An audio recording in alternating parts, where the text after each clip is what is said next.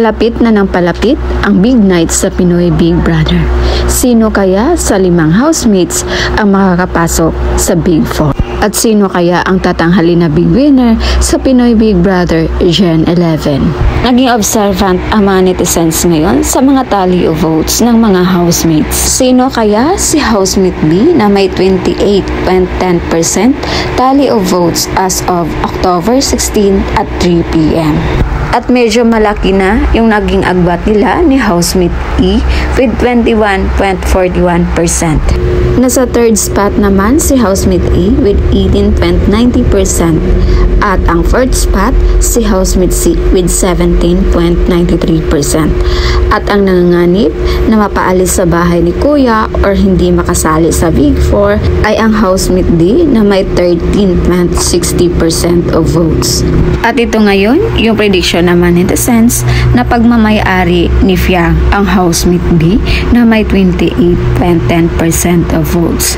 At either si housemate A or E si GM since siya ang lalaki based sa order ng gender sa nakaraang mga voting.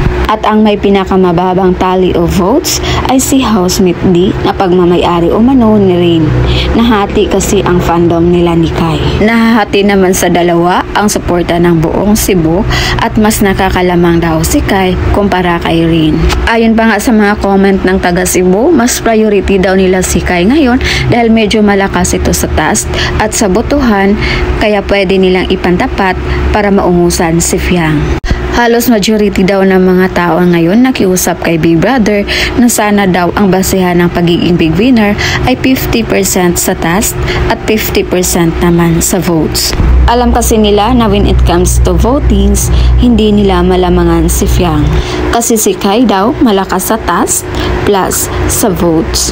Kaya ito daw dapat ang maging isang big winner. Hindi daw kagaya kay Fiang na hindi seryoso sa mga task. Lalo na nung 100k, hindi daw pang big winner ang mindset nito at pansariling interest lang naman daw mapupunta kung sakaling ito ang manalo sa 100k challenge. Ito yung point of view ko guys para malibanagan yung iba sa mga hindi nakakagets. Based sa napanood kong episode sa task na yun guys, hindi talaga nagseryoso si Fiang.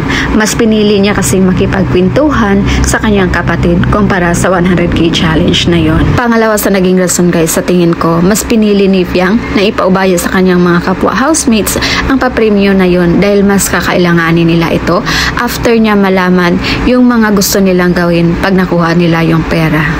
Iisa kasi ang halos sagot ng mga housemates guys nung tanongin sila kung saan mapupunta yung kanilang mapanalunan. Tanging siya lang kasi yung nagsabi na para sa kanyang sarili yung pera pag siya ang nanalo. Kaya ito naman yung naging rason kung bakit binanata na naman siya ng mga bashers. Dahil hindi daw pang big winner ang mindset nito at makasarili. Guys, huwag nating kalimutan na influencer si Fiang. She's one of the millionaire ngayon. So malamang meron na siyang mga naipon para sa kanyang pamilya. At kung manalo man siya doon sa pera na yon, gift niya na lang sa kanyang sarili. So walang masama doon dahil pinaghirapan niya sana yon para din sa kanya. Kaya instead na maging masaya tayo sa narating or naabot ng iba, parang yung kapwa pa rin natin Pilipino ang humihila sa atin pababa. Gaya sa isang comment na to, I don't understand why so many fans are obsessed with Fiang inside the house. The level of laziness is off. I'm not trying to criticize GM, but there's a clip, sinabak ni GM si Fiang at umupo sa kanyang harap at kinukurot ang mukha and it doesn't look good. That is inappropriate. I hope every girl can be demure because respect is something you should earn for yourself. It shouldn't have to be demanded. I also hope GM is aware of his action inside the house. Let's not normalize this kind of behavior. It's unacceptable. A true winner is someone who is holistic. We don't need someone who is just influencer or wealthy. We don't need love teams. We need someone who is genuine and represents respect. At ang susunod na video na ipakita ko sa inyo ay parang naging sagot sa kanyang comment. Just watch this. Dito ka na lang. Ay ako sa may paan.